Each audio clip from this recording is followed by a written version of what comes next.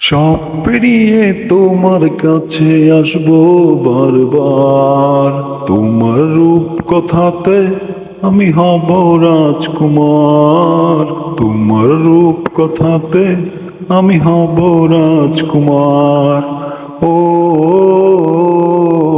তোমার রাজকুমার, ও তোমার রাজকুমার।